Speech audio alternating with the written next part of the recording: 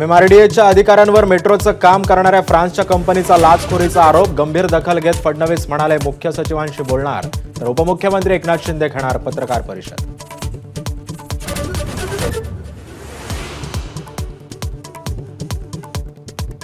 फडणवीस सरकारमधील फिक्सर दलाल PA PS बाळगणारे मंत्री कोण? राजकीय वर्तुळात चर्चांना उधाण. PAंच्या 125 शिफारशींपैकी 109 नावांना फडणवीसांचा हिरवा कंदील.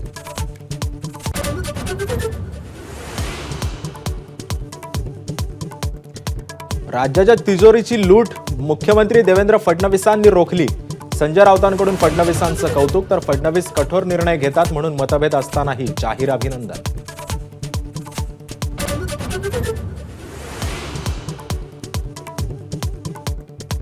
फडणवीसांकडे दलाल, फिक्सर, PAंची शिफारस करणारे सर्वाधिक मंत्री हे शिंदेंचेच. ठाकरेंचे खासदार संजय राऊतांचा हल्लाबोल, तर शिंदेंचा पक्ष म्हणजेच अमित शहांचा पक्ष असल्याचाही घणाघात.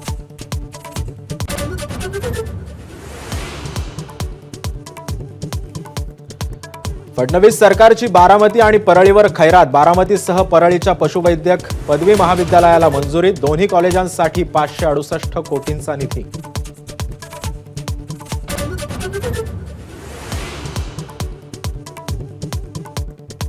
स्थानिक स्वराज्य संस्थांच्या निवडणुकीबाबतच्या सुनावणीला आज पुन्हा एकदा पुढची तारीख. 4 मार्चला सुनावणी घेण्याची पक्षकारांची विनंती. कोर्टाचा फैसला सायंकाळी.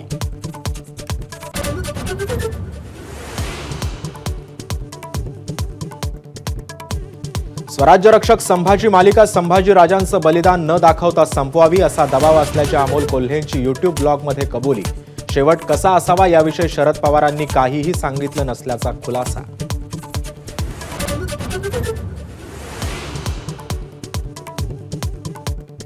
अन्नत्याग आंदोलनापूर्वी देशमुख कुटुंबियांची आरोग्य तपासणी. धनंजय देशमुखांचा तपासणीस नकार. अन्नत्याग केल्याशिवाय न्याय मिळणार नसल्याची गावकऱ्यांची भावना, तर वारकरी संप्रदायाचाही आंदोलकांना पाठिंबा.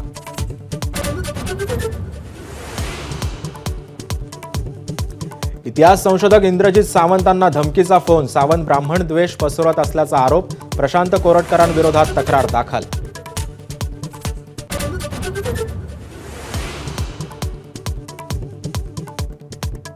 आर्थिक निर्बंध लागलेल्या न्यू इंडिया बँकेचं कथित कर्ज भाजपमुळे राईट ऑफ. केरळ काँग्रेसच्या एक्स पोस्टला अभिनेत्री प्रीती झिंटाचं सडेतोड प्रत्युत्तर. 18 कोटींचं कर्ज 10 वर्षांपूर्वीच फेडल्याचा दावा.